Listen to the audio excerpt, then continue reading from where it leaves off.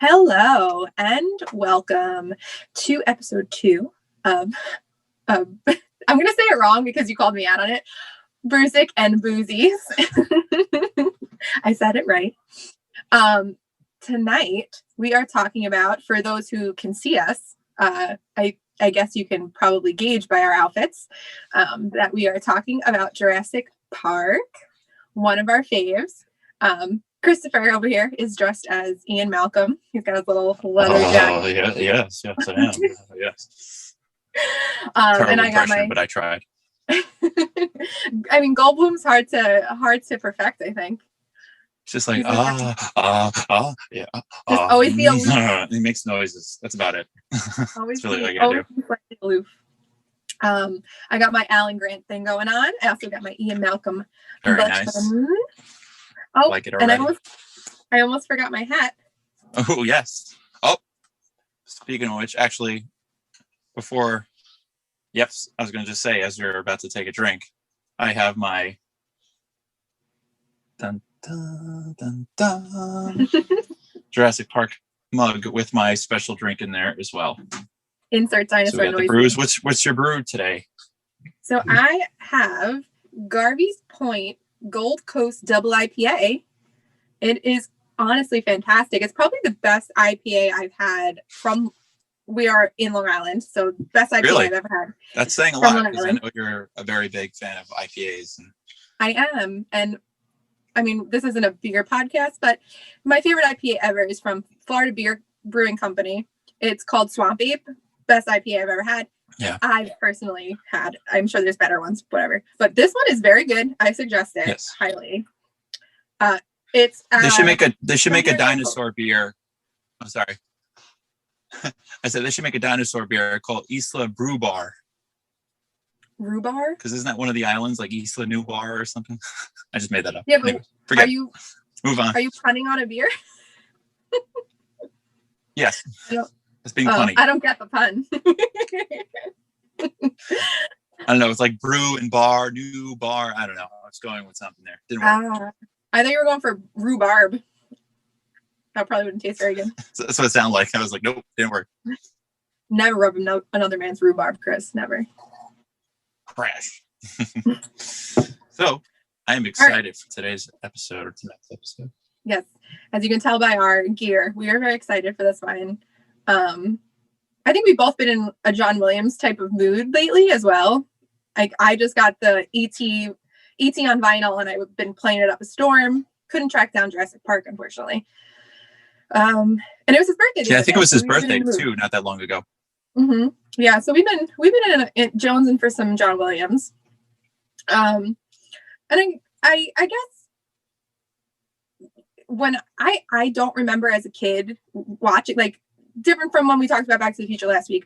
I remember seeing it. I remember having memories of it. Jurassic Park is very different. I have such a connection to it now, but I don't remember as a kid ever watching it. I don't remember sitting down and watching it. I don't remember where my love for the movie started. And it wasn't until whenever Jurassic World came out. Was that like 6 years ago? Something like that. 97 or something like that. Yeah.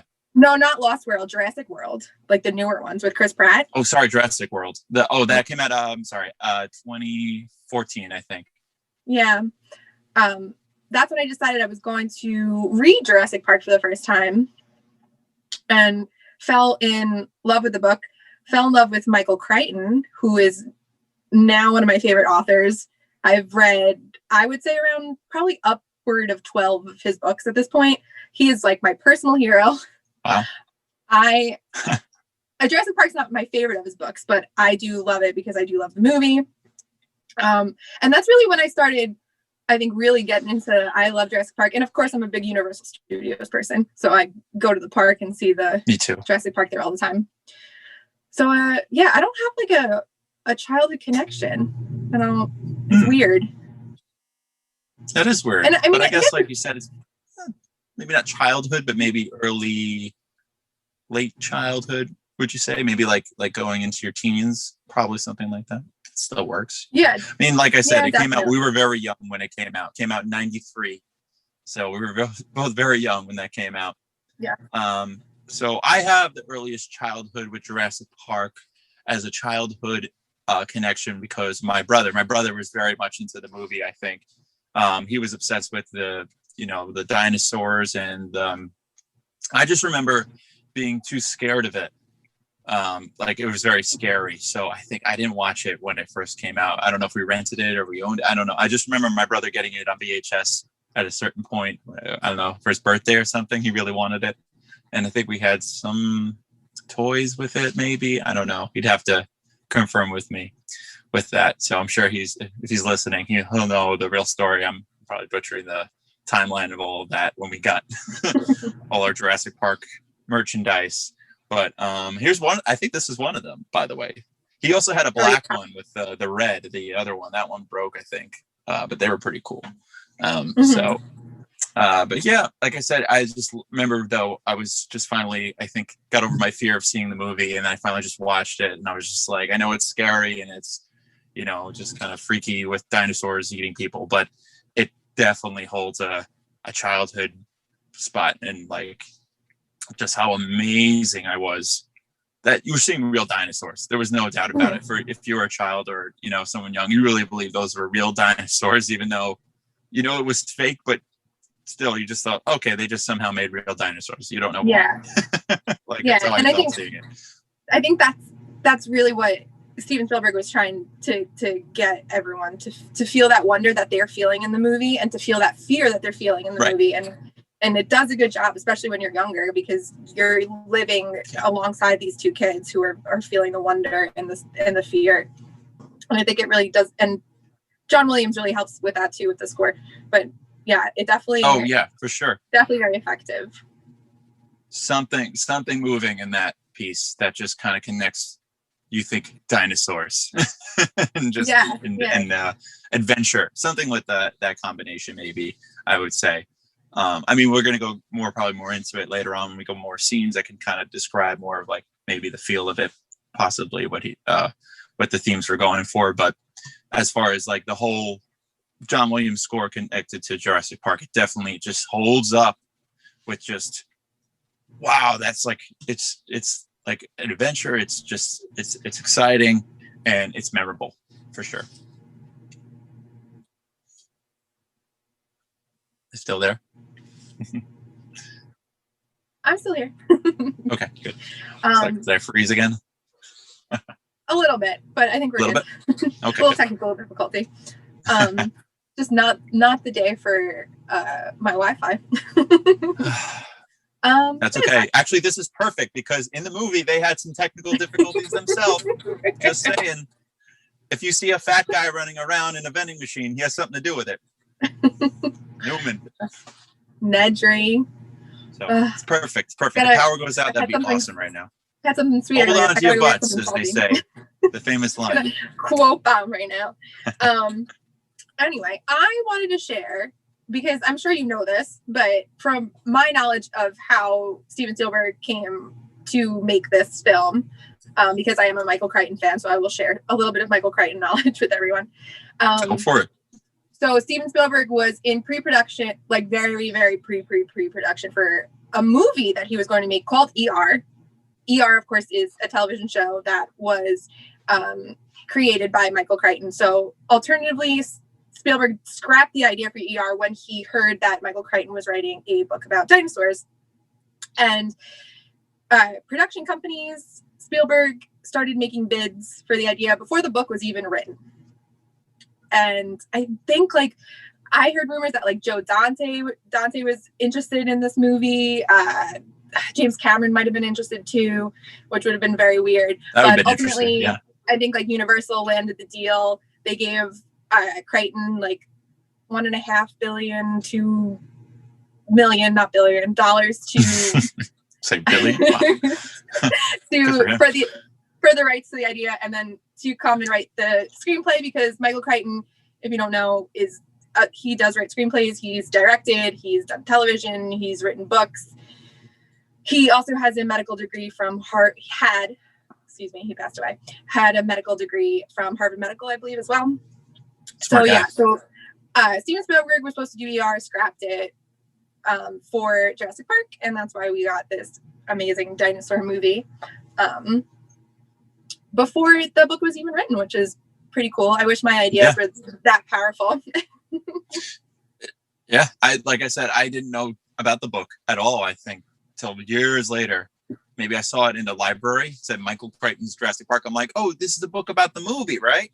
And I'm like, it's like, no, it's a book first. I'm like, oh, I have to read first if it's a book? I was like, I thought like Jurassic Park, the movie, was like an original idea, you know, but you learn that almost every time you see an awesome movie. It's like, oh, based on this book. It's how they get movies made. That's could be good. They come from some kind of some kind of source material. So I was like I said later on, that makes a lot of sense. So I was just like, thank you for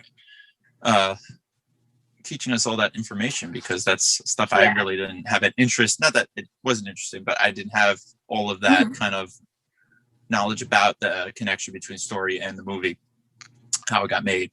Also, Steven Spielberg, I know you mentioned claymation when we were just talking about ideas for this. Oh yeah. Spielberg was actually, I think, not like influenced, but inspired by King Kong. And he was more, he said he's more interested in the dinosaurs of King Kong than he was actual King Kong. And it's funny that we were talking about claymation, which would have been funny if it wound up in this movie having been inspired by the dinosaurs of King Kong. Yeah, it really is. That's like the original Jurassic Park, if you really wanted to think about it. Yeah, I mean, very true. Imagine if a giant monkey, if King Kong showed up in Jurassic Park and did like a crossover, King Kong versus the T-Rex. Well, remind me, I don't want to talk. Sorry, you just made me think of something. Maybe later on, but there's I heard this funny thing today. I was looking into it. I was doing, our notes for today, and I want to get into it later, but it has connection with, I want to say, I kind of made a joke about it, and it's kind of a connection to the monsters and how we forget that this is a movie and it doesn't have to be realistic. Just remind me that later. I want to go into that later, and I'll explain so you understand what I'm talking about. Not to leave you vague like that, but so. I mean, I could keep going. You said it doesn't have to be realistic. I could have said more things, but I'm going to hold off. Right. Even the story, it's like, could Jurassic Park happen? They do a whole research team to understand this whole concept of cloning dinosaurs from 65 million year old blood and DNA, which you could probably get more into. To me, I mean, this isn't a podcast about Michael Crichton or beer, which I should just start another podcast about Michael Crichton. It makes this movie more interesting in why it's made. Like, why do we think it's such a cool idea? Well, that's the thing. Michael Crichton had these ideas this book was written in 1989, I think. Okay. So he had and this isn't the first book he ever written. So he had so many ideas before his time. Like, never would have thought that this was possible, and now definitely could happen at this point. So he really was ahead of his time with a lot of his ideas. And if you read his books and you're reading them, he wrote a lot of things in like the 70s, early 80s, and you're like, wait, when was this written now? Because this is totally a thing that could happen right now. And I would believe it. It seems to be the people with those kind of scientific backgrounds really, and like someone like him, where he's taking it from a scientific approach that, he probably can hypothesize so many things, having all of that interest, and how to write a science fictional story out of it. For the rest of us, it's like, oh, could that happen? Like, we don't know. We're just like, cool. In this movie it did, or in this story it did. Keep them coming, What else you got? So that makes a lot of sense. Yeah. So I'll be coming at you with all the differences between the book and the movie as we talk through this as well. Yes, please, because like I said, as I watched the film, I was just like, I think I brought this up to you yesterday. I'm like, they never explained this part, and you're saying they do later. Like, if you actually pay attention to the book and the books, they actually kind of answer those kind of unexplained story parts and those questions. So I'm interested. I told you beforehand, I'm like, don't tell me. I want to know what the actual answers were to that. So, because I'm curious, and I still have no answers after 30 years of watching this movie just about. So, well, that's the thing about, I think it's 20, how 28 years old or something like that. But yeah. The movie? Oh yeah. This is the 25th anniversary hat. So I got this like 3 years ago. So probably about 28 years now. Crazy. There you go. Yeah. Goes by quick. But I'm sorry. This movie, go back into what you were saying. You get about what the Dino DNA movie scene. The clip is about like 4 minutes long, and that basically gets all the exposition from the book and just puts it in that 4-minute movie, because that's why there's so many things in the movie you're like, I don't know. It's because they play more the science and everything in the book. Don't ask me to repeat it. Right. I and that is tell you honestly, that is one of my favorite parts of the whole movie. What? Oh, the Dino DNA. That guy, yeah. The fact that they could make exposition out of a cartoon DNA character. How smart is that? A whole explanation in this 2 minute, minute, whatever it is, scene. And it's just like, you get the whole movie. I'm like, all right there for you, packaged nicely. So it's kind of funny. But yeah, I mean, Spielberg claims that's his idea.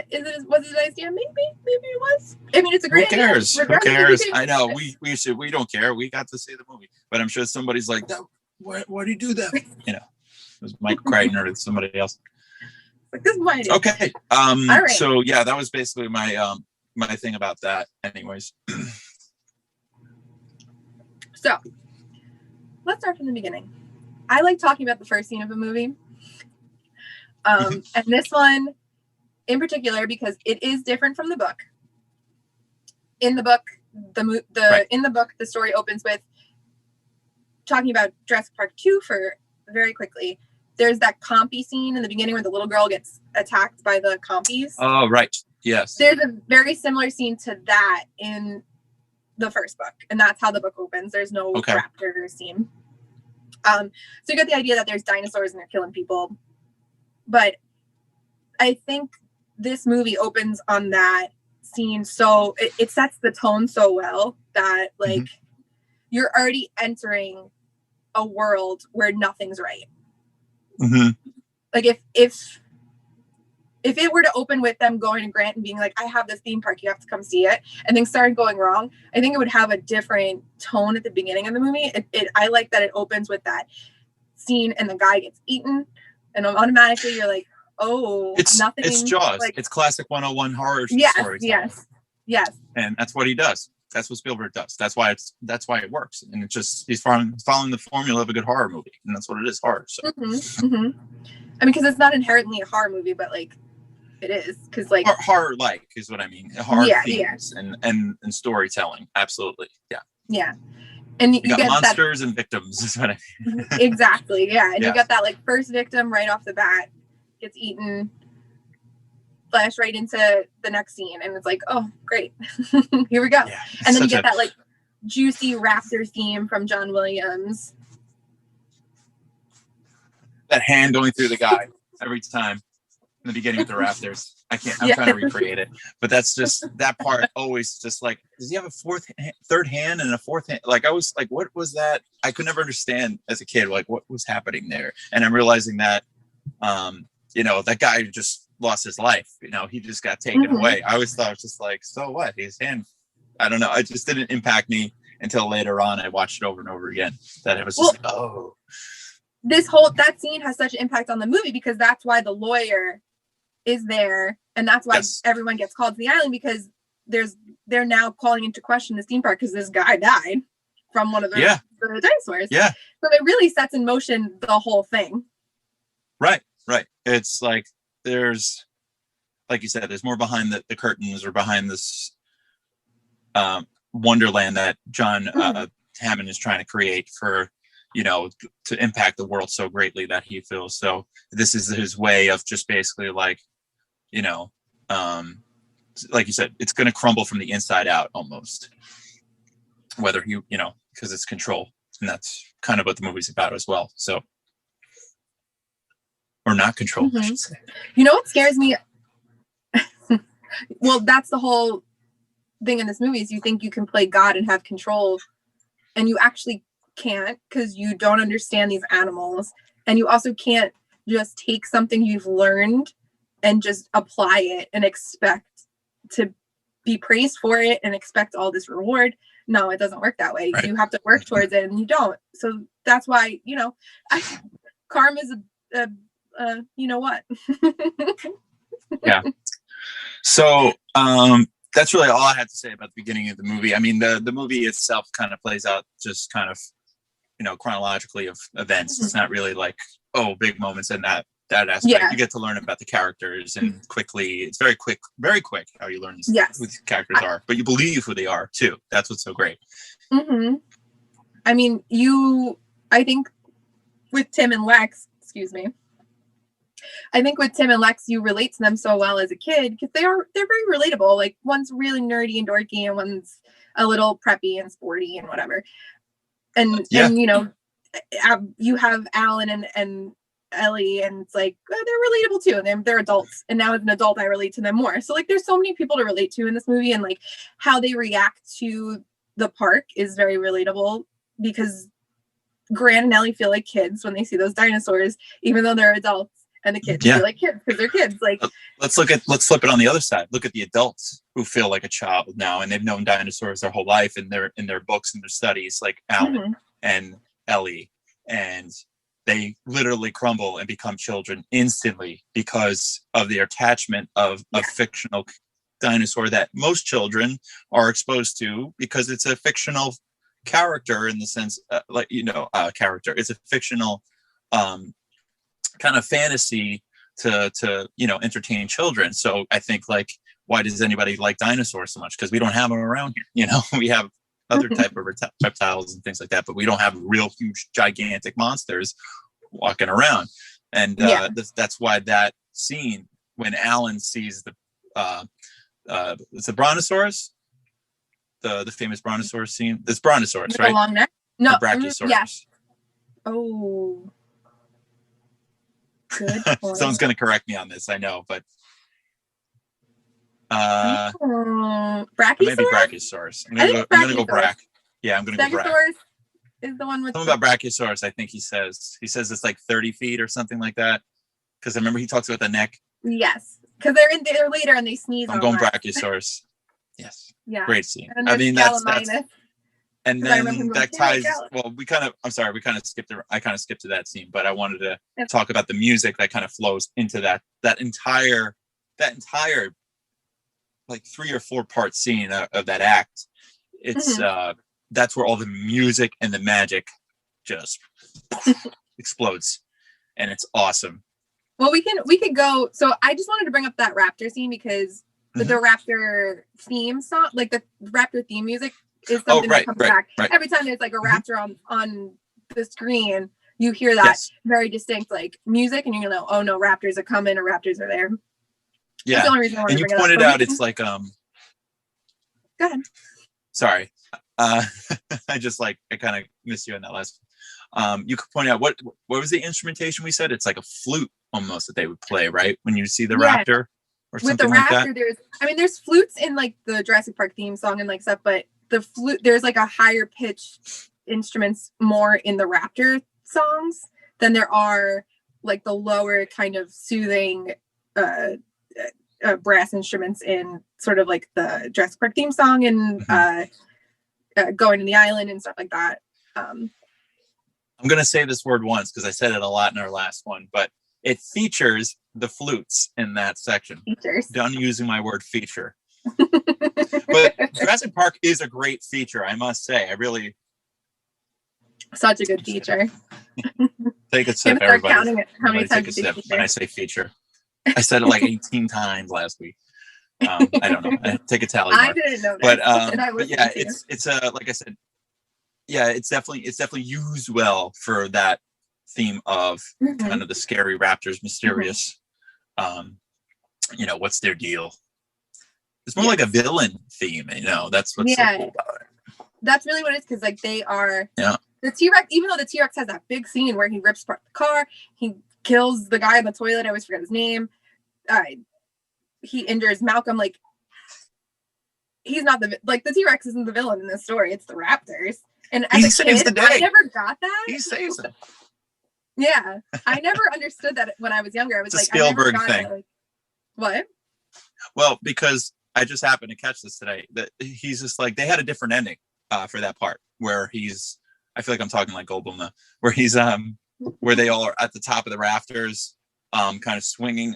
Originally, the raptors were supposed to get caught in that skull of the T-Rex's mouth and like get crunched or something when they fell down, or something like that.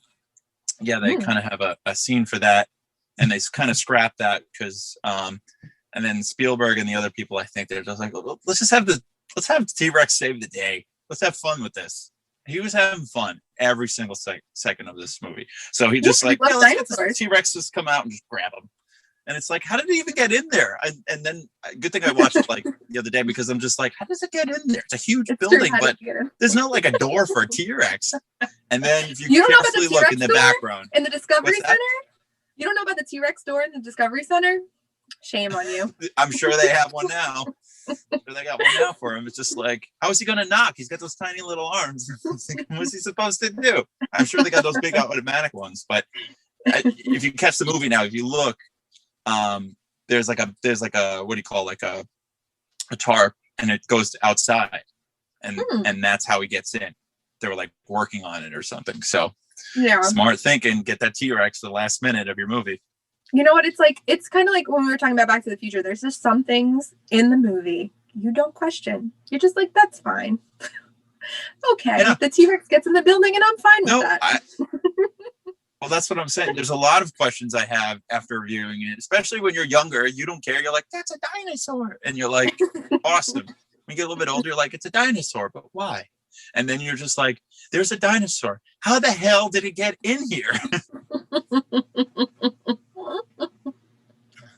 So I'm still a kid. I'm like, whatever happened. Oh, like I said, after I was done watching it, I'm just like, I'm back to being a kid instantly. Not that I'm not already a big kid, but I'm just like, whoa! I just felt it completely just changed my mindset instantly. So, well, okay, let's go. Ready? Let's go. I mean, we've been jumping around a little bit, but let's talk about going to the island with the helicopter. Start from there, because that's really when we start to hear sort of motifs in music, and we get a little bit more like that's where we meet Ian Malcolm, so we get some of his character.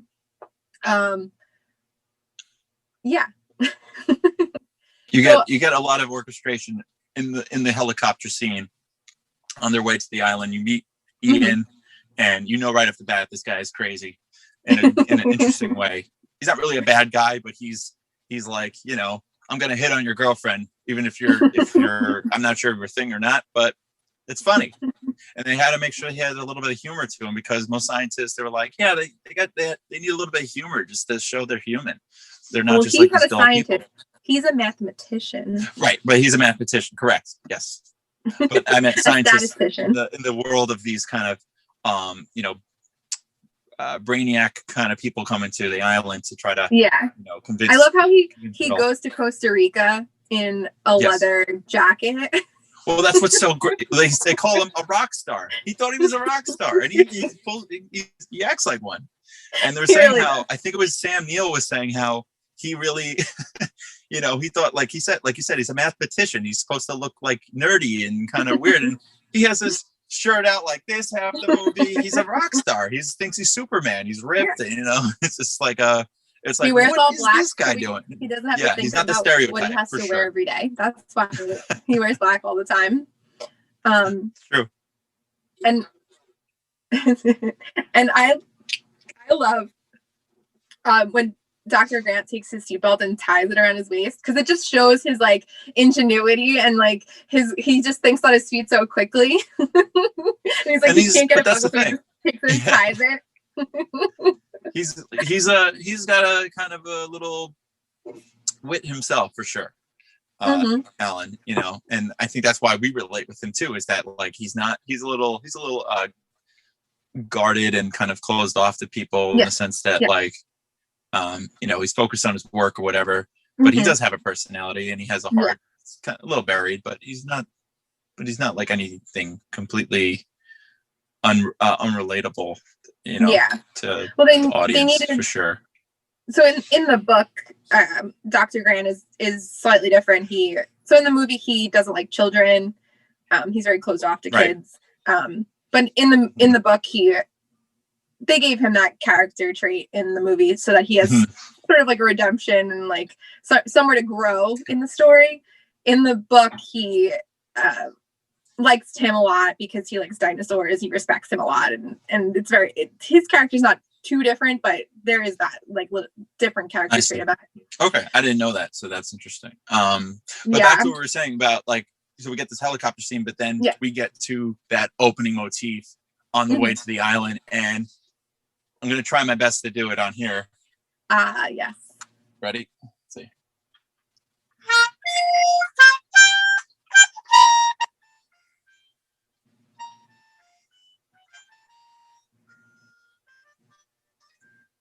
That was pretty good.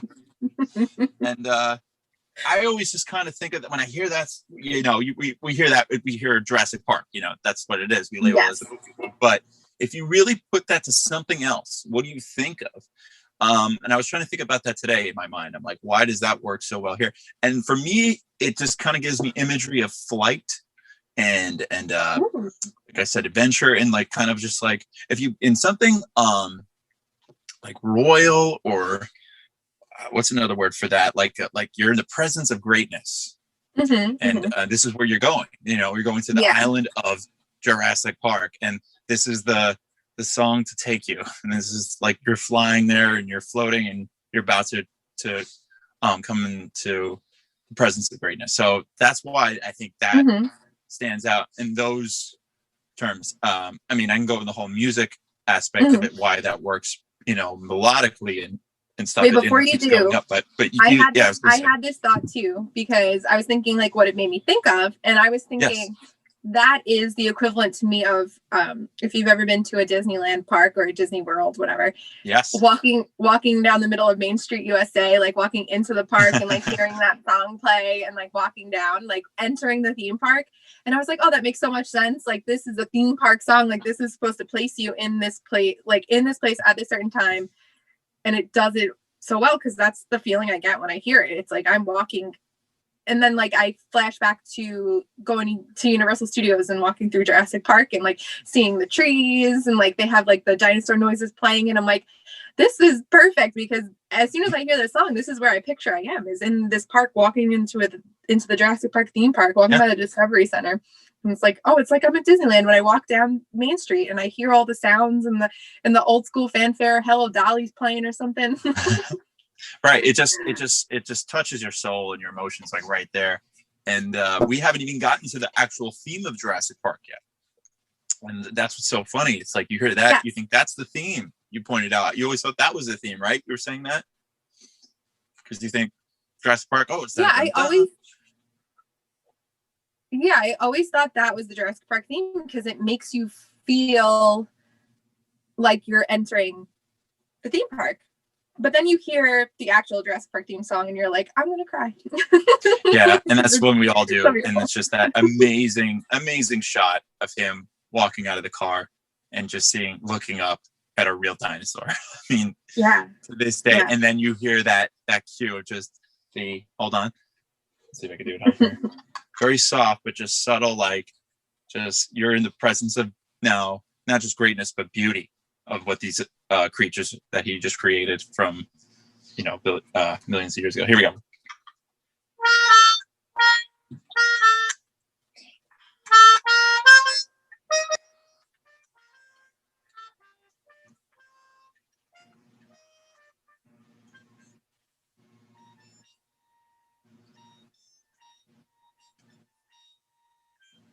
I messed up, but then it keeps going. But I was going to talk about that theme because it occurs over and over again in the movie in different instrumentation, but that's kind of the more like the strings take over in that part. And it's just like, it's so like peaceful. And you see that beautiful shot of the herd of Brachiosaurus and what are those other ones called with the funny horns? I forget what they're called, but they're like drinking from the water. And or the Gallimimus. I only know Gallimimus because he says it in the movie. And they Thanks, Tim. That, like, Gala. It's like, come on, today, Junior. No, I'm referencing another movie. You think Alan would know the name of this thing? He was testing Tim. Oh, he actually testing him? I always thought he was just like testing him. He was just like, I can't. No, because he asked him. I only know Raptors. only know Raptors. Raptors. Oh wait, I cut you off before That's when okay. we were talking about going to the island. You wanted to talk about the music behind the melody, and I cut you off. Oh, I was going to just say, I'm not going to go into it musically exactly, but just the fact that it's got this bum, bum, bum, bum, ba, ba, da, it just kind of keeps climbing up. I just like that idea. And a lot of his themes do that. It's a John Williams motif thing that I think you'd have to kind of break down melody, writing and understand like what he's doing. I've like I said, I study music in the sense that I like listen to a lot of his music and kind of understand what he's doing melodically. But there's a definitely kind of approach he would take, and you can say that the melody is moving in a certain way that gives us that kind of concept of like approach and like big and I don't know, I guess I call it like inviting and just emotional. It's very cool. So I just think that's why I love about that beginning island theme. It's got a really great melody. It's unbelievable how he does it, and very simple. I was going to add that. With the other theme, it's very, very simple. I think that's John Williams. That's it. That's all he uses. Yeah, I think that's John Williams in general. Like if you listen to a lot of his scores, it's so simple. Like, I mean, obviously not simple because orchestras and bands and everyone have played in these, but they're so simple and that's what makes them memorable. You can sing them back to people. Like even if you think about Star Wars, there's what is Duel of the Fates, right? Like you can sing even that's like there's like a chorus behind them, and you can still sing that back to people. What? Sorry, I don't mean to laugh. These are fake glasses. They don't have glass in it, and I meant to like fix my glasses. And I poked my eye a little bit through Poke yourself right in the eye. Man, that was funny. I'm sorry. I'm just saying. John Williams, that was just funny.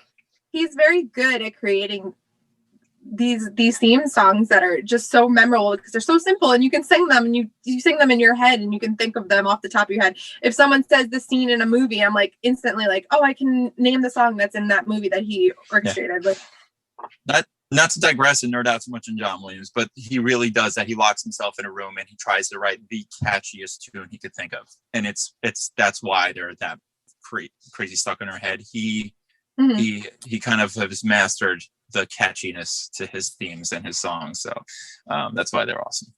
And I will never get sick of it. Like I can't do it because he's just. But it's weird how he can do it, and if you ask anybody in the world to do that, why is his stand out?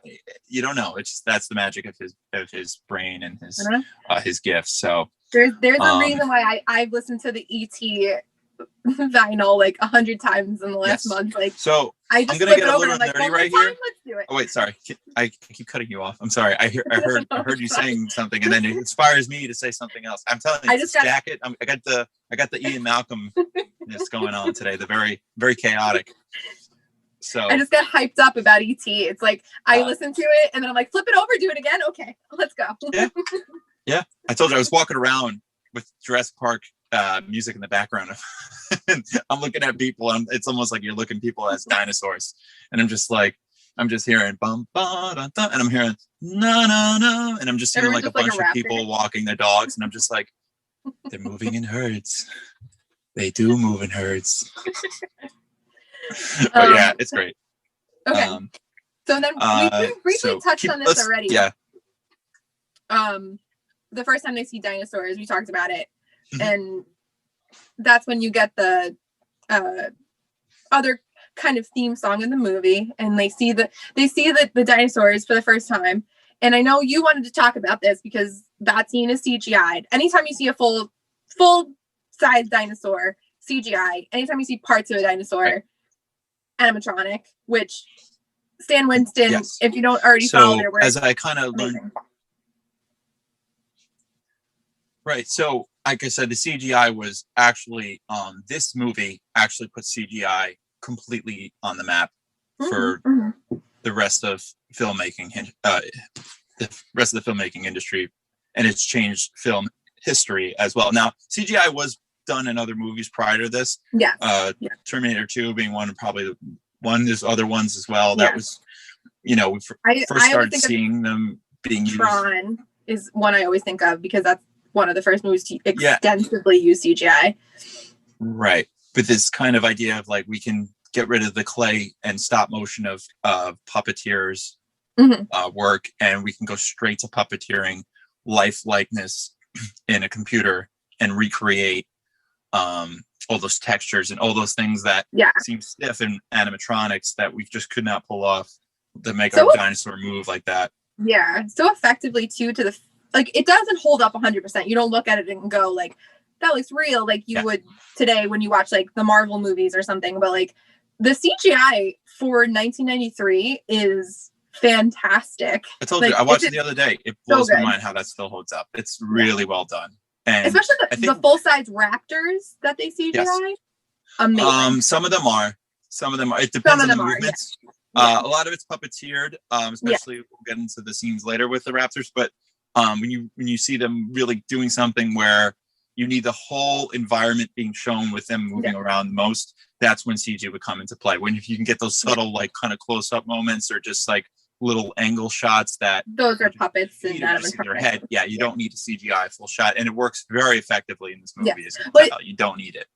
Not to digress further. No, that's okay. I think I said we're not really digressing. We're just kind of going deeper. Spielberg, I think, like learned from ET to make animatronics and make the characters do like kind of like real world movements, like scratch themselves or like, you know, like kind of move, like twitch a little bit, like move their muscles to like make them seem more human, not human like because they're not humans, but like make them seem more realistic.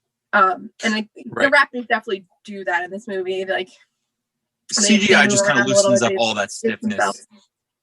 For sure. That's why he made everything, I was going to say prosthetic, or what was I going to say?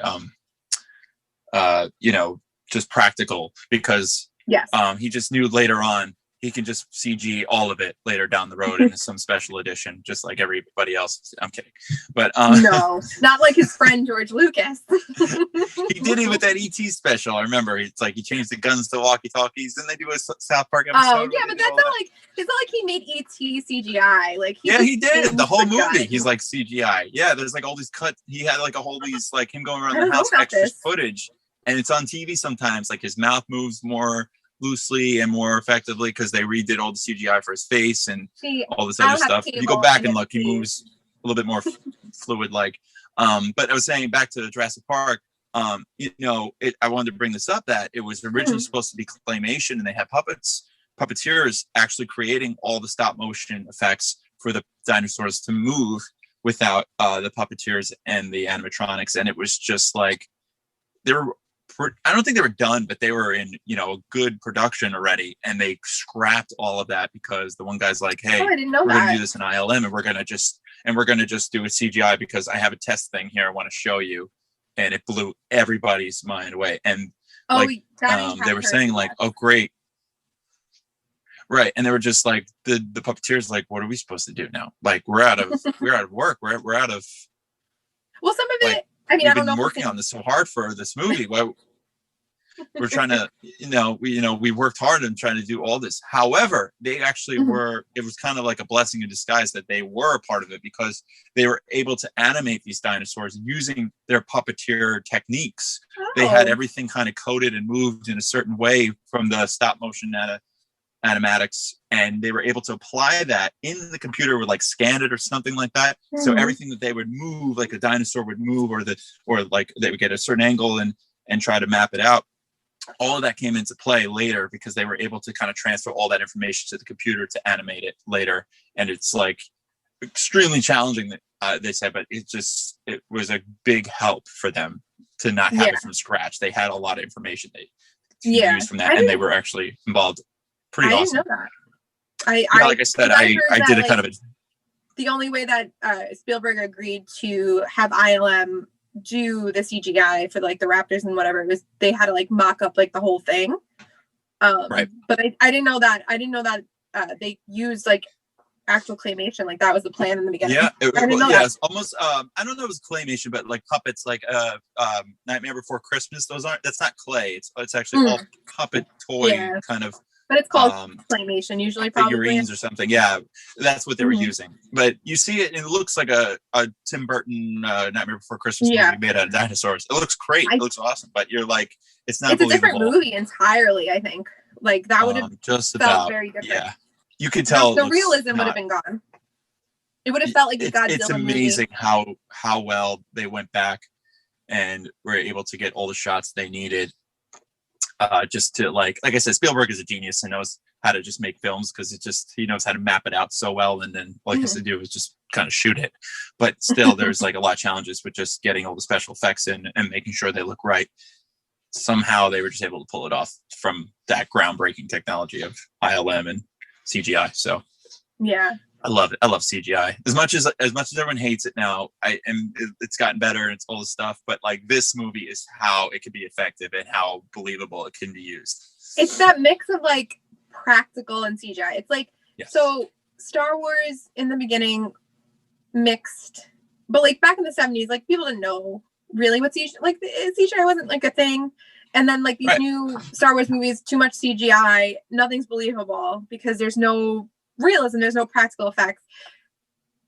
Fast forward to The Mandalorian, sort of, and like that mixing of both of those things again, the practical and the special effects, then you start to believe it because you're like, well, I just saw this guy and he's clearly looks very real. Like I could touch his face. Like he could come up to me and I could touch it and he's real. Yeah. Like I can live in this world and he would be real.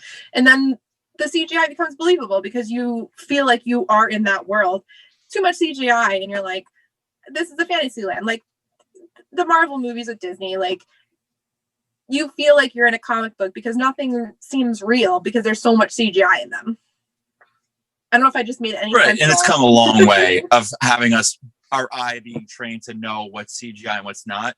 And I think this movie was the first time of seeing CGI and not knowing what it's supposed to look like. Now we see it, we're like, if it comes off like a video game, we've seen it in a video game, a 3D rendering or 3D image that's animated, where it's like, this was mixed with live people. Like, it's not like you just see all of it CG, where it's like movies that are all CG, they come off almost video game like, and they're not as believable and not as engaging as this movie can mix practical with real so fluidly and just so. I think the word is just like so handcrafted, if that's a word for this CGI. It's just it's meticulous and it knows exactly what they wanted to do with it. I'm not saying other movies don't, but it's just like we're not like once they got to like Jurassic Park 2 and 3, it's like more dinosaurs. Yeah. Well, that's the thing with too much work for practical. If you do some research on Jurassic Park 3, it's like, okay, well, we've seen dinosaurs before, but like we want to show dinosaurs that in a way we've never shown before. Like that's why so many dinosaurs in that movie are CGI, and that's why you see like the pterodactyls, because like they wanted to show more dinosaurs that you've never seen as compared to the first one where you've seen these dinosaurs up close, these dinosaurs. They wanted to be like, okay, well, we're going to top that. We're going to trope it. And it's like, well, you did too much. I mean, I love the third Jurassic Park movie, but I think it's what the fun thing is. It's just learning. Yeah, no, I like it too. I saw the movie. I had fun with it. I thought it was cool. I love Alan Grant. So it was like, I got to see him again. I never thought I'd see him again. I'm like, no way that guy's coming back. And I saw the trailer. I'm like, he's back. I was so happy to see him again. He's like my favorite. Was the movie great? Not to most people, but I enjoyed it. And like I said, it was new dinosaurs, new behavior of dinosaurs. We always saw like this same behavior, but just more in a different environment. This was different dinosaurs, slightly different behavior of those different dinosaurs. Like the pterodactyl scene was awesome, I think, in Jurassic Park 3. I mean, I'm not going to go into Jurassic Park 3, but like that's what I'm saying. Like you get different behaviors where it's this is the first time you see dinosaurs, first time they behave with actual people. Everything is just played on a huge plate and you're supposed to just eat it all up, which you did, just like the T-Rex. I think it's important in the scene that like if they were to see dinosaurs in the scene where they start the tour, it would have a different effect on the movie than this one when it just catches them off guard. I think it's so important to the story that the first time they see dinosaurs, it just catches them off guard. And they're like, whoa, like they're just driving through, they don't know what to expect. And then out of nowhere, boom, dinosaurs. And it just like catches, it takes their breath away. It's so important to the story that it, Dino DNA. Yeah, I think this seems great for the plot and the story and like where they go with the story. But this connects to the movie. The reason also why they do less CGI and more practical, because, say it with me, spared no expense. I did say to you the other day that we had to say spare no expense. Yes. Like of blood. I was like, that's the perfect time to say it. Oh, exactly. Well, okay. I think now is the perfect time to bring this up. Okay. Differences between the books and movie. Mm-hmm. So, John Hammond in the movie is like, he's likable. He realizes his mistake by the end of the movie, right? He's like, I don't think I'm going to endorse my park. I'm wrong. But like, I had this great heartfelt idea behind it. I just, I wanted to bring this joy to kids and whatever. In the book, he is such an a-hole. He is not likable at all. Like in the slightest bit. Like you don't like him at all. He's just like, I'm here to make money. Only people who have money can come to my islands. I want all these people to spend. Only the rich can come here and give me money. That's his character in the book. And guess what? He dies a terrible, horrible, awful death. And when it happens, you're like, thank God. Yes. He falls down a hill in this like brutal death. And then, and then he gets eaten by compies, like the little dinosaur. So he falls down a hill and it's very graphic. So that's another thing about the book versus the movie. It is very. This is a George R. Martin written scene.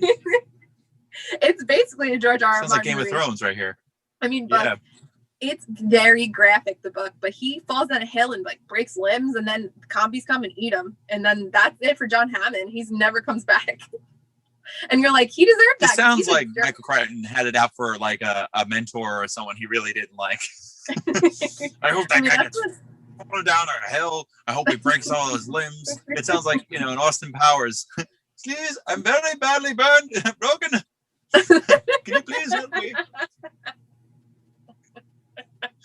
But he deserves it. It's kind of like Nedry. Yeah, that's a downer. Nedry deserves. He betrays everyone. He sets up this awful thing in the park. He dies a terrible death. In the book, it's way worse. He gets I was saying he's in the book. His intestines come spewing out. It's not pretty, and he deserves it. Same thing with John Hammond. Not a good person in the book. It's hard to imagine because if you've only ever seen the movie, you only know that character in your head, and you couldn't imagine. And if that happened in the movie where he's spilling his guts, you think it's soda that's just kind of oozing out of him, or something? There's salty, just whatever vending machine thing. Yeah, no. He took a shot of the embryo before he left. I don't know. Yeah.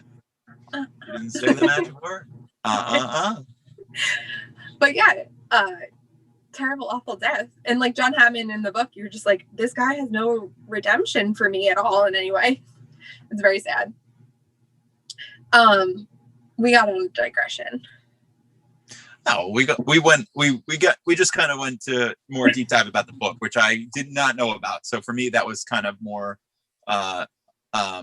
interesting because like I said, if I hadn't just seen the movie, that's all I would know. And to see that there's a comparison between how these characters are actually so different and diverse from the book, and how, Spielberg or whoever, I forget the writer who had a different screenplay. There is a screenwriter, that actually there did was more of this. Yeah, there was someone, I can't remember who it was. Yeah, that's he wrote these characters a little differently, I'm sure.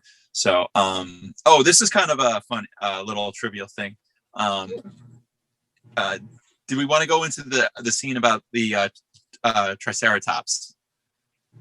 Wait, before we do that, can we talk about because this happens first, can we talk about the baby raptor scene? Okay, so hold off on that. I have something to tell you about that. I learned today that was pretty cool. So go ahead. Okay.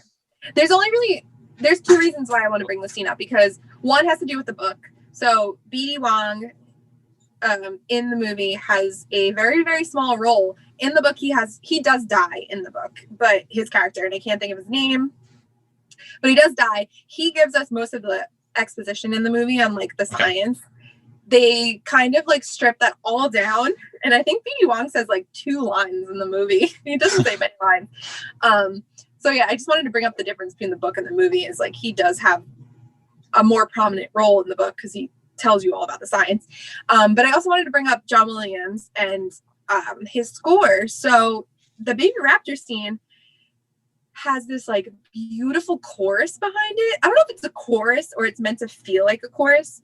And to me, it embodies this sort of like godliness that like it might be, but like when you listen to it, you like feel like there's people singing like angelic choir, and you feel this like godliness that like John Hammond is trying to play God, and like there's this feel like church, like you're in church, like right. There's a vocal like, use of I was gonna say, like you said, like a choral part there. Yeah. So like as the raptor is being born, and John Hammond's like, I'll let you do the impression because you're better at it than me. I was gonna say, can I do it? I was just about to say, can I do it? Do it. Come on, little one. Yes. Come on, push. There you are. I love to be here when they are born. Grandpa. No. Exactly. But it's a great scene.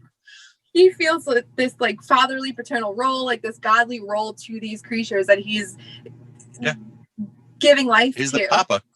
And there's this like angelic choir playing in the background of this scene, and it works so well. And like you don't really appreciate it until you listen to the score on its own and you see like where these songs fit into the storyline, and you're like, oh my god, like this makes so much sense with what's going on in this scene. It fits so well. Like John Williams understands the story. It's beautiful. Yeah. I also thought that guy was John Williams, John Hammond. I thought it was the same guy. Honestly. He kind of looks like John Williams. They look so similar. They really do. It's just like an old man look, but they're very similar. Richard Attenborough. They call him Dickie. I found out. What? Yeah. Wait, what Spielberg calls him Dickie. Richard Attenborough. I was just saying how they call him Dickie because that's like his nickname. Oh, I mean that makes sense. I know. I didn't come up with it. So wait, I heard this today too. This is hysterical. This is typical Dickie. there was a way to call him that. They had actually experienced a hurricane while filming that. Oh, I've heard this story, but did you hear about this? It's really what good. Happened with John Hammond with Dickie? Did you hear what happened with that? Yeah, I did, but tell the story. Okay, I mean, it's really quick. I was just saying that they were all kind of like sheltered inside this hotel where that they were staying after the film, and they shut down filming for that day. And Spielberg, I think the next day, saw John Hammond, and he's just like, "It's like, are you okay? You know, you're right with the storm." Apparently, he slept through the whole thing. He was out the entire day, like he slept. Yeah, and he said like it didn't faze him because he's like lived through his whole life other natural disasters and, then, other things. People staying like. I thought that was hysterical. I'm like, so funny. People look like the guy just takes a nap for a day. Wakes up and goes, "Oh, Mr. DNA."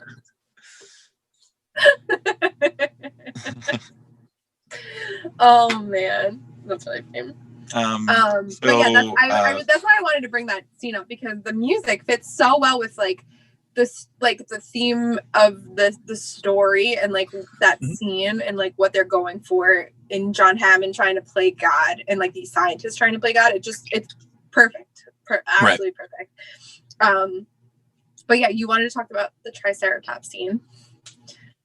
Which real quick, so I learned this also today, was that I think Laura Dern, who plays Ellie, was saying how believable that scene was, and how the guy who's like who's the one with he's like a Jurassic Park worker there, who's with the Triceratops, like checking on her. That's like one of the producers, that guy. So he was kind of overlooking the scene as he was actually in the scene. I thought that was kind of a cool thing. So that's all I wanted to say about that. Oh yeah, that is really cool. I didn't know that. Jerry or something. His name is they gave him a Jerry couple something. lines. Yeah, I was like, oh, that's kind of cool. You know, they give these guys like kind of side parts to do. That's actually really important in the story too. Yeah. Sometimes. Wait, I just realized we skipped a scene. Yes, we did. I know. That's why I didn't want to like go into it too much because I want you to go fault. I jumped the gun. Let's backtrack for a second. Let's go back to the Jurassic Park gate scene, which is kind of the culmination of all those like theme songs together. So you got the and the mixed together in that scene, and then that's when you see the big giant gates, which honestly everyone associates with Jurassic Park. When you hear that song, you're like, you automatically think of the gates with the torches opening up, and you feel like you're on the ride. Green Jeep. Yeah, you gotta love the Jeep. Well, there's also that really cool theme that happens as soon as they get to the park, and they do this cool shot where the car zooms in and you get the logo like right on the door, and it goes like da da da da, and then it goes into this kind of like bouncy themes like da da da da da da, and you're just kind of like, okay, I'm here now. What's going on? It's just like that's how I feel when you hear that part. Yeah, you know. I know what you're talking about. It's a little play off of the main theme, but it's a little different. It's a little bouncier. Like I had it on while I was making eggs the other morning, and I'm just like, da-da-da, da. It's very kind of joyful and fun, that part. So I always kind of stick out. Anyways, I'm sorry. Continue more with that scene if there was more to that. No, that's really it. Okay. Other than if you like just talk about like the nuances of like the dialogue and the kids in the backseat and just like this is when Ellie and Malcolm have the whole chaos theory, the very brief chaos theory conversation with the water droplets. I think that's when this Let's see if I can recreate that scene right now. But you get a little bit more about him, because other than that, what? See if we can recreate that scene. Oh no, roll back this way. Didn't work. Sorry. Go ahead. Other than that, you don't really get much from Malcolm's character. Talking about the book a little bit more, so you do get more exposition from him with what like chaos theory is in the book, but so in the movie, jump ahead a little bit, he in the movie gets hurt by the T-Rex, and he's still like present. He helps Ellie navigate when she goes to turn the power back on. But in the book, he is, after the T-Rex attack, Dr. Malcolm is like done. Like you think he dies at the end of this book. Really? Like that's it. Like he's done. And then Crichton brings him back in the second book, and you're like, oh, I thought he died. I was going to say, because he was holding off on him for a bigger hand, a bigger role, sort of, bigger storyline. Yeah. But he's like KO, like you don't see him at all, and in the movie you don't get any Malcolm, like why he's there for a reason, and you don't get really why, other than for him to go the droplets, like there's too many variables going on here, you never know what's going to happen, it's not good. Like that's really it, that's all you get from him. And if you don't mind me adding to this, I actually learned about this today about his character, was that originally he this is kind of more about his character, not so much him explaining chaos theory. Sorry, I'm a little bit tangent of that, but like the fact that like he's not just all about that. He's kind of like, and he's not this kind of trapped in a bubble character where, he's not so much a jerk, and he's not trying to just hit on Ellie, but he actually has some hero characteristics to him, like the fact that actually Jeff Goldblum came up with the idea. He was originally supposed to just run out of the car when the T-Rex shows up, and that was it, like hide like the other guy. And Jeff Goldblum's like, Mike, can I take a flare and try to get the T-Rex to follow me? And Spielberg's like, yeah, let's try that. That sounds great. Let's do it. And that's in the movie. I thought that was awesome, that he wanted to have a little kind of extra layer to his character in that story. I'm sure it's not like that at all. Probably to like the second book, you see more of that. In the second movie, you see more of that kind of style of him. But it was cool to see that. Yeah, Jeff Goldblum had a little hand in the storytelling there. Yeah, he was just like, because of me. That's because of me. Really nice, and he was like really happy about it, of course. I didn't know that's pretty cool. Yeah, Jeff So, Goldblum's I have all this trivial knowledge that I don't know what to do with, so I'm just kind of releasing it on you in the world right now. So for those of you who are probably can find it anywhere, but still. So I want to go back to the trike scene. Okay. Because we keep jumping around. And you know what? I don't remember what I wanted to talk about, but I did want to talk about what the poop was made out of in that scene, because I didn't know this and then I looked it up. So it was, I know, I actually remember what I wanted to talk about. The plot hole that you mentioned about why the trike was sick. Thank you. So I was going to get to that next. The poop was made out of, it was like mud and clay, hay, and then they poured honey and papaya on top of it to make flies attracted to it. So it actually didn't really smell like anything. Like it didn't smell like anything. Still not great. It's very effective because it looks very convincing. And you know what scene I think of when I think of that scene? Did you know in Jurassic Park 3 with the Nokia phone? Oh yeah, of course. Yeah, they kind of throw that. Whenever I think of poop in Jurassic Park, I think of that scene when they're trying to find the phone in the T-Rex poop. And I wonder if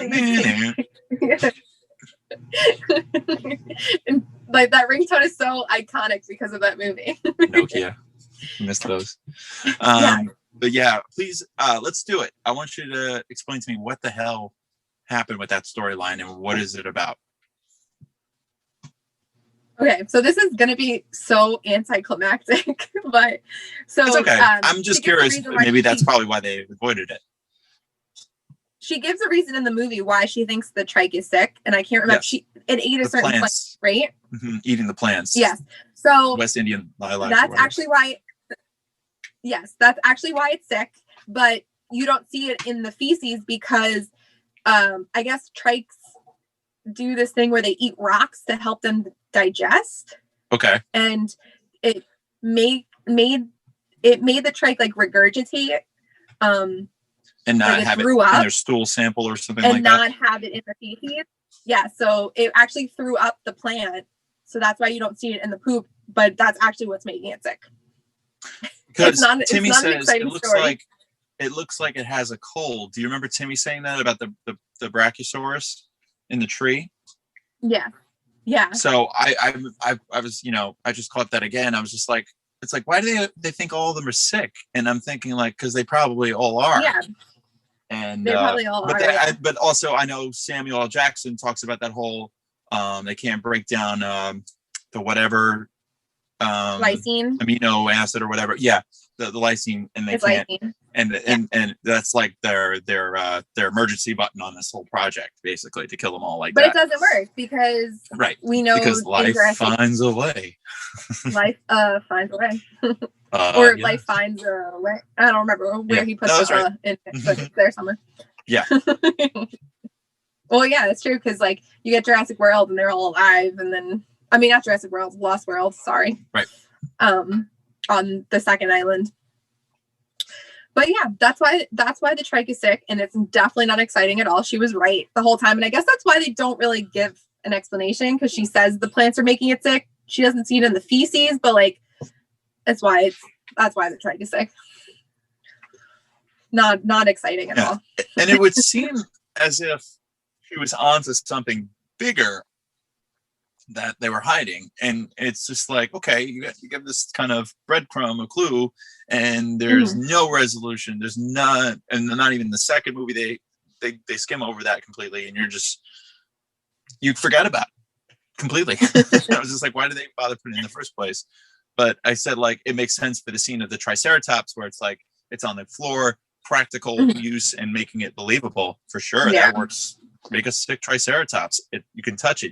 It's not moving. It makes a lot of sense. So I get it now. And then you got that great meme of Sam Neill laying on the trike and it breathing and just Jeff Goldblum. So memeable.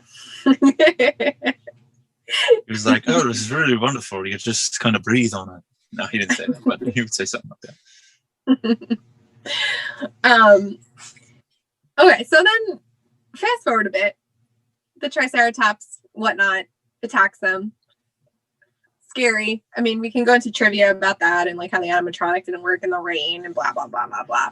Yeah, I think we touched up on that a little bit. I just wanted to know, were there any other scenes following that up that we wanted to touch on before we get to like that climax, that just like the amazing what becomes actual Jurassic Park, which is where it just becomes just a landslide basically of just terror, as I call it, that whole ending.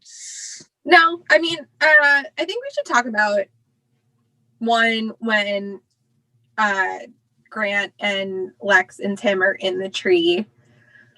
Yes. Because complete 180 for Grant, where he is now taking care of these children in the tree and he's keeping them safe, which is totally different from his whole character. He also pulls out I love this, he pulls out the raptor claw, he like sits on it and he's like, and he like pulls it out and it's the raptor claw from earlier, and it's like great because he's like, what? I saw real raptors, I don't need this. It's awesome. He goes like, what's this? Basically, what's been stabbing me in the back all these years? And it's my own raptor claw. He had to let it go. That was the analogy they gave. Yeah. So gotta let it go. And he could free himself up to not even being with Ellie or the kids or having any kids of his own at the end. Nope, not even. So angry about that. That's one of my biggest problems with that movie. But still, keep going. But then you got that beautiful like. I think you're the one who called it like the music box kind of music that plays. It's called a Celeste.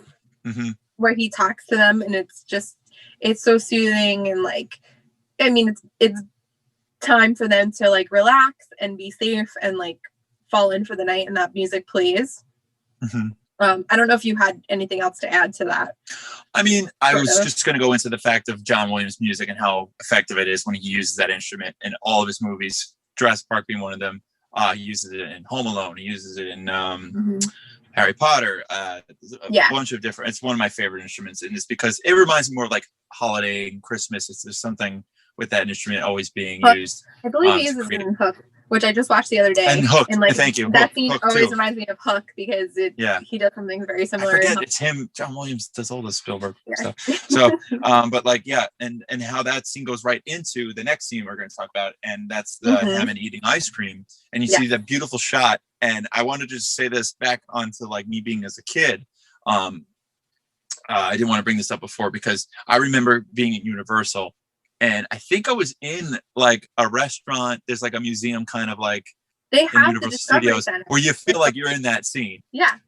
And I think they had the music playing on in the background. I think, and it's just like you see the lunch boxes, you see the toys, and I'm like, this is real to me. And I've experienced this in real life, and just hearing that Celeste is kind of like you just kind of penetrated into the world of Jurassic Park for real when you actually go to Universal Studios. But like, I just love that theme being played on that music box and how beautiful it is, and just like, and then they go into that whole very, very simple but very effective story that you wanted to talk about with Hammond and Ellie. Yeah, so, I think these scenes, I honestly can't think of what Grant is talking to the kids about. He's talking to them about I honestly can't remember what he's talking to them about, but I think it's important for that scene and then the Hammond scene with the flea circus to be back to back, because it's just like, it shows like Grant's childhood wonder and then like Hammond's childhood wonder back to back in these two scenes. And it's just like, okay, well, that's why Grant loves dinosaurs, and that's why Hammond loves dinosaurs. This is why Grant is different than Hammond is different, because Hammond is a people pleaser and he wants to please everyone, and Grant loves dinosaurs and like wants to see the wonder of like what dinosaurs are, and he respects that, where Hammond doesn't respect it at all. And then you get their backstories and you feel for them, but then you also see the difference between both of them. And I wish I could remember what Grant is talking about in that scene, but I cannot remember. But there is definitely a contrast between like, you're listening to Hammond and you're like, oh my God, I feel so bad for him, and I feel him. I feel for like what he was trying to do here. but he didn't respect the process. He didn't respect what he was trying to do, as opposed to Grant, who has these 2 kids now, and he's explained to him, talking to them, and like, you feel the wonder, you feel it for him, and you respect what he's trying to say to them. I think that's great that like John Williams used that same music for both of these scenes, but you have to use your big brain to be like, well, these 2 characters are very different in what they're trying to accomplish. Yeah, I also think that theme is used there, and it's kind of the calming scene. It goes into like, it's almost like a dream state, and that's how I take it. It's just like, you get the calming. These kids are going to sleep in a dream or whatever. They're going to, fall asleep, and it's a very common kind of lullaby type of music. And then you go into the whole John Hammond story of his dream, literally about his dream about having a park. So I don't know. I connect it kind of that way. It's just a perspective. I could be completely wrong what that whole thing is, but I think it can be interpreted different ways. And I just think it's an emotional part. It's just like, it's getting, Ellie and Hammond to talk about like, the seriousness of all of this, and basically how it's turned wrong. It's used one more time, that theme, but I don't think it's Celeste. It's just the piano, and I love it on the piano. That theme. Oh man, it's like, obviously I play piano, but like just to play those 2 notes, there's 2 simple notes here. What scene is it used again? At the very end with the helicopter, where again with the kids sleeping, that theme comes in nice and pretty for them to sleep to, but it's beautiful, and it's that, and it's just on the piano. It's awesome. Anyways, so that's basically all my thoughts on the music, I think, so far in the movie. That's really it, and then comes back into the ending. But overall, it's used so well, and it's just it's incredible how he can create that. Is there anything else? I think. Oh, actually, yeah, I think it was that scene in Leaving the Island. So I kind of touched up on my thoughts on Leaving the Island. That was kind of it with the music. So, it's we talk about it so much because it's just so fun and so awesome. And I said, I feel like a kid every time I watch this movie, instantly. Yeah, I do too. And it's like, it's one of those movies I can watch over and over and over again because it just makes me feel it's terrible because of what happens in the movie, but it makes me feel like a kid because of the dinosaurs and like what they try to do in the movie. Like, could you imagine if this movie had no dinosaurs in it? But can you imagine this whole movie was just exposition of what they wanted to do about making dinosaurs and you never got to see them? It'd be like, there are dinosaurs here on this dinosaur tour. Like, that's how they all felt. It's like, you have a dinosaur park with no dinosaurs. It's boring. No one cares. You need dinosaurs.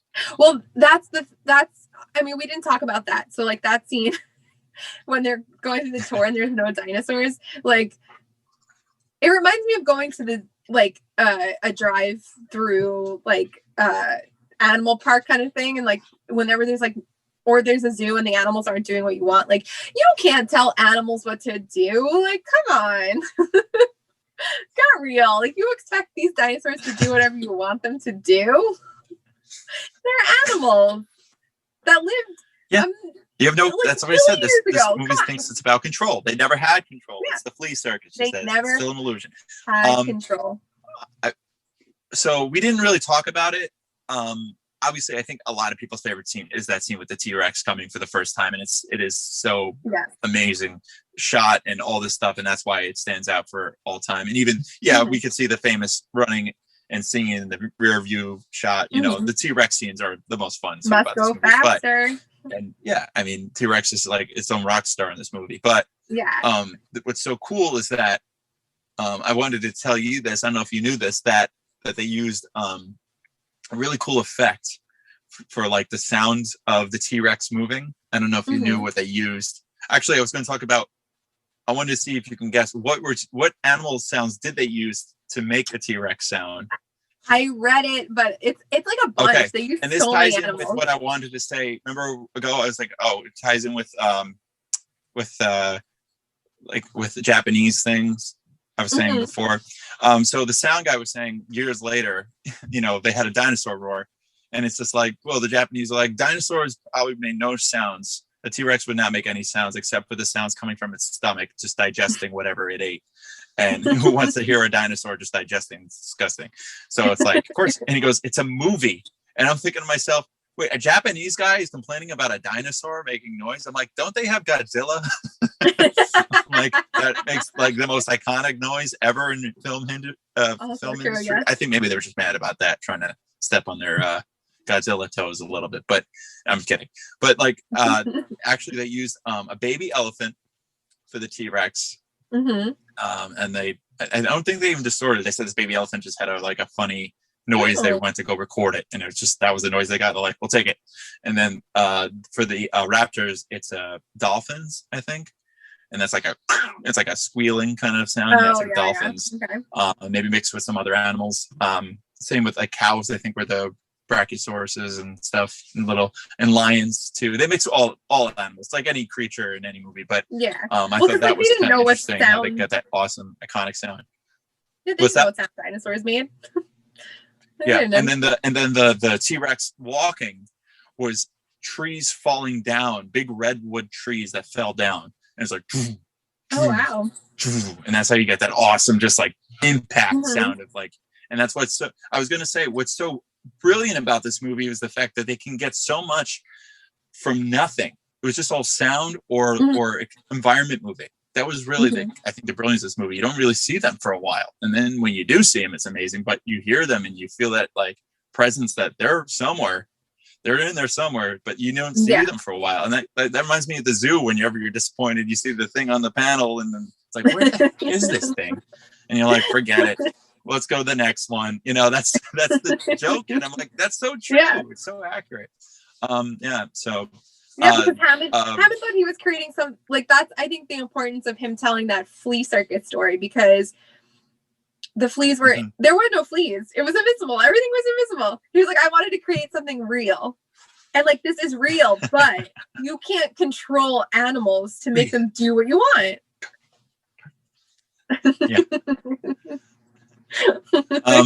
Also, did you know, back to the T-Rex scene, the ripple in the water, in the water glass, how they got that perfectly was, they tried all these different things, and finally this guy got it with a guitar string he plucked or something, and that gives it that kind of cool like ripple effect with the vibration of the guitar string. So it comes back to music, full circle there.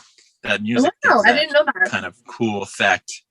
Yeah, I don't know about the puddle necessarily, but definitely for the glass in the car. That I do know.